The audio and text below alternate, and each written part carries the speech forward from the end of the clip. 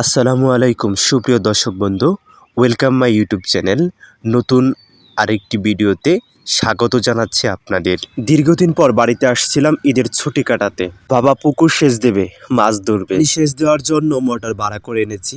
আর আব্বা এই পাশে পুকুরে আপনার ওই কি বলে প্যাক বা কাঁটা দিয়ে বান্ধি আছে থল বানানোর জন্য, অর্থাৎ সামনে জালি ধরবে, অর্থাৎ মাছ যাতে পানির সাথে না যায় তার ব্যবস্থা করতেছে আর কি। আমাদের নতুন বাড়ি, আশেপাশে লোকজন একেবারে কম। দীর্ঘ সময় কারেন্ট ছিল না, এখন কারেন্ট এসেছে। আপনারা দেখতে পাচ্ছেন মাছগুলো খেলা করছে। আর একটা কথা বলে রাখি, এই যে মাছগুলো দেখছেন এই মাছগুলো এখানে ছাড়া হয় না। বর্ষাকালের সময় প্রচুর মাছ উঠানো হয় এই পুকুরটিতে।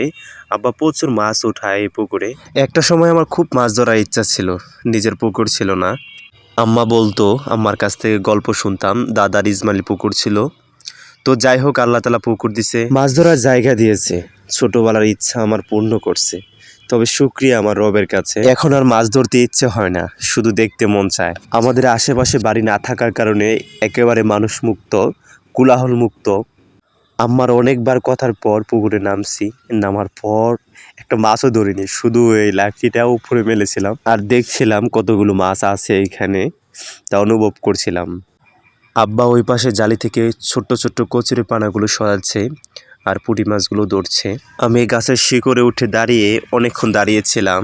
দর্শক বন্ধুরা, আপনারা কমেন্টে একটু নক করবেন যে আপনারা ঈদের ছুটির পর কে কি করেছেন, কিভাবে আপনারা সময় কাটিয়েছেন। এইদিকে আবারও কারেন্ট চলে গেছে, যার কারণে পানির ভেতর থেকে বড় বড় যে মাছগুলো রয়েছে এই মাছগুলো ধরা হচ্ছে।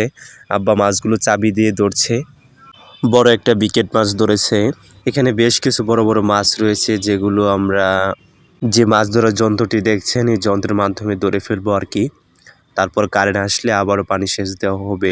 একটা সময় আমার আব্বুর থেকেও বেশি আমার মাছ ধরার নেশা ছিল, শখ ছিল। আসলে সত্যি কথা বলতে, মানুষ বড় হওয়ার সাথে সাথে তার পরিবর্তন হয়ে যায়, তার মাইন্ডের পরিবর্তন হয়ে যায়, অনেক কিছুরই পরিবর্তন হয়ে যায়। তো দর্শক বন্ধুরা, আপনারা কে কোথা থেকে দেখছেন একটু কমেন্ট করবেন, একটা লাইক, একটা সাবস্ক্রাইব অবশ্যই করবেন। দর্শক বন্ধুরা, এখন আমার বাবার পাশে আরেকজনকে দেখছেন, উনি হচ্ছে আমার মামা।